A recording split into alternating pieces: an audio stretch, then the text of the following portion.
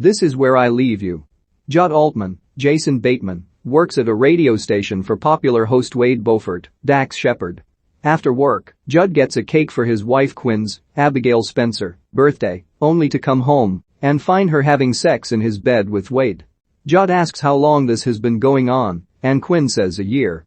This is where Judd leaves her. Judd stays in another place, growing a sad beard and ignoring Quinn's phone calls. His sister Wendy, Tina Fey, calls him to tell him that their father Mort has just died. She is in the hospital room with their mother Hillary, Jane Fonda, who is trying to mount her dead husband. The Altmans gather together for the funeral. There, Judd sees Wendy's husband Barry, Aaron Laser, who is too busy on his phone to notice the world around him.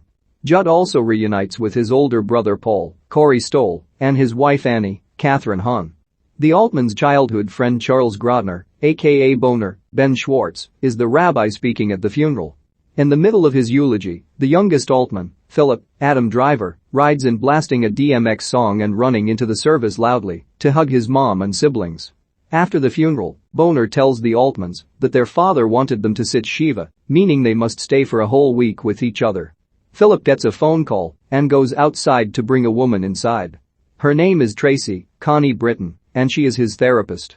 She is a fan of Hillary's, as Hillary is known for writing a tell-all book called Cradle and All, which overshares a lot of the siblings' childhood, like Wendy being sexually active and Paul masturbating. Wendy's son Cole, Cade Lapin, comes in to poop in his training toilet and throws his poo at his dad, still on the phone. He and Wendy argue, and the others leave.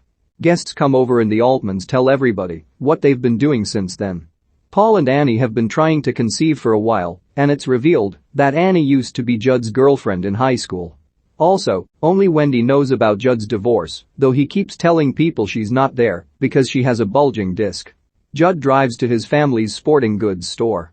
There, he finds Hari Collin, Timothy Olyphant, an ex-boyfriend of Wendy's that suffered a brain injury, forcing him to stay home with his mother Linda, Deborah Monk. Judd also reunites with Penny Moore, Rose Byrne, a girl that used to have a crush on him. Judd drives Hari home. The next morning, Judd wakes up to hear Paul and Philip arguing over the sharing of the sporting goods store. Paul thinks he's entitled to a majority of the cut, when Philip thinks it should all be equal. The two of them get into a physical fight that pushes Judd into a glass cabinet, sticking him with some glass in his head. The family later has dinner and shares their favorite stories of Mort. Wendy tells one of when she first got her period. Judd cannot think of a single memory to share. Shiva time then comes and Wendy keeps bugging Judd to tell the truth about Quinn. They argue until one lady asks Judd about Quinn, and he loudly admits that she cheated and that he's divorcing her. Also, Tracy notices Philip talking to a younger ex-girlfriend, making her feel challenged. The siblings continue to bond rather reluctantly between going to drinks and joining with Penny and having to sit Shiva. Phillips drives Judd around in his car and laments being seen as the family screw-up. He drives recklessly, making Judd nervous. Philip drops him off at the skating center where Penny works. Together, she and Judd skate to Cyndi Lauper's Time After Time. Judd is surprised when Quinn shows up, since he won't answer her calls. She starts to feel sick and goes to throw up. She admits that she's pregnant and that Judd is the father. She knows it's not Wade because he is sterile. They are concerned because Quinn has already had one miscarriage. Philip finds out about the pregnancy as well. Judd later goes to Penny's house to talk and ends up sleeping with her. Philip reveals the pregnancy over breakfast, to Judd's displeasure. Annie angrily breaks a plate, upset over still not having kids. The family goes to temple for a service. Judd and Philip sneak out to smoke joints. Paul later joins them. Together, the brothers finally spend time and laugh together without fighting. Then the sprinklers go off, and they get soaked. Boner scolds the brothers for this, but they just make fun of him. Annie goes downstairs to find Judd so that he can try and get her pregnant. He refuses. He goes outside and walks past Wendy and Barry arguing. At night, she joins Judd on the roof of the house to express her remorse over causing the accident that caused Hari's brain injury and that she'll never love Barry the way she loved Hari. During another Shiva sitting, the family hears the baby monitor to the sound of Paul and Annie having sex. Philip lets it keep playing until Linda takes out the backup battery. Judd goes on a date with Penny and gets a phone call from Quinn, who says she is bleeding. This forces Judd to admit to Penny that Quinn is pregnant. She lets him go to her, but she is upset.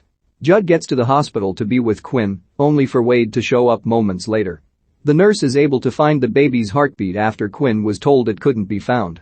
Outside in the waiting room, Judd confronts Wade about Quinn sleeping with him, leading to them nearly physically fighting.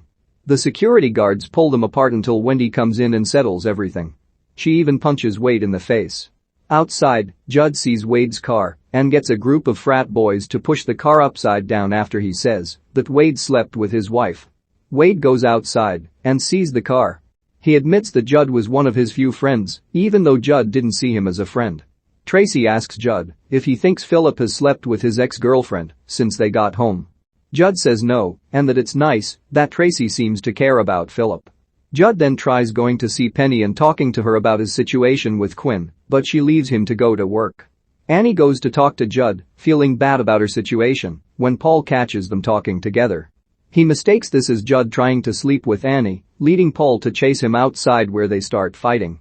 Wendy tells Philip to break it up, but he chooses to watch. Hillary walks over to Linda, and they kiss passionately. This shuts everyone up.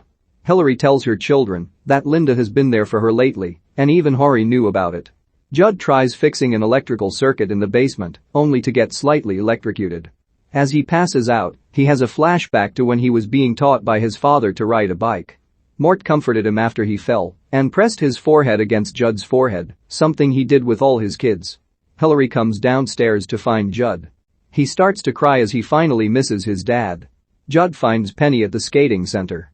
He apologizes for not being honest and promises to call her again soon. She agrees and they hug.